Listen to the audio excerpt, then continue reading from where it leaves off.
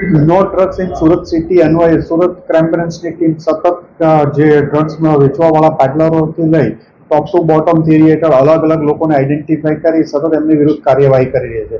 આવી જ રીતે આ જ અનુસંધાને ક્રાઇમ બ્રાન્ચના પોલીસ ઇન્સ્પેક્ટર જેજી પટેલને એક બાતમી મળી હતી કે મુંબઈથી સુરતના 4 ઇસમો ગાડી લઈ અને ડ્રગ્સ લેવા ગયા છે અને આજે વહેલી સવારે પરત આવે છે. જે બાતમી આધારે ક્રાઇમ બ્રાન્ચની ટીમે સરથાણા શ્યામ મંદિર પાસે એક વોચ ગોઠવી હતી અને આ વોચમાં આ જે બાતમીવાળી ગાડી ત્યાંથી પસાર કરતા સ્વિફ્ટ ડિઝાયર એને રોકતા એમાં 4 ઇસમો મળી આવ્યા હતા અને જે પંકજ પાસવાન, નંદલાલ પાસવાન ડ્રાઇવિંગ કરતો હતો, એની સાથે સરફરાઝ અંસારી, રોહન કુમાર કિશનભાઈ રાઠોડ અને જગજીવન ચિત્રસેન રાઉત, આ 4 ઇસમો સુરતના વિવિધ વિસ્તારોમાં એકે રોડ ઉપર બધા 3 જણા એકે રોડ વરાછા રહે છે અને ઓરિજિનલી એક ઉત્તર પ્રદેશનો છે, એક સુરતનો છે, એક બલાગામ મોરબીનો છે અને એક ઓરિસ્સા ગંજામનો છે.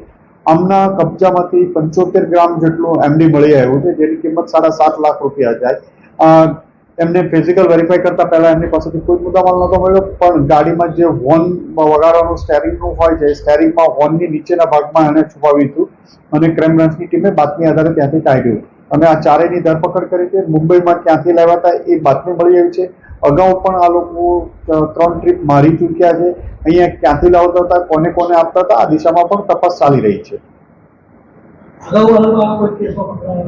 આમની અગાઉની અત્યાર સુધી તો પોલીસ તપાસ દરમિયાન કોઈ ક્રિમિનલ હિસ્ટ્રી નથી મળી આવી, પણ અમે તપાસ કરી રહ્યા છીએ એ બાબતે.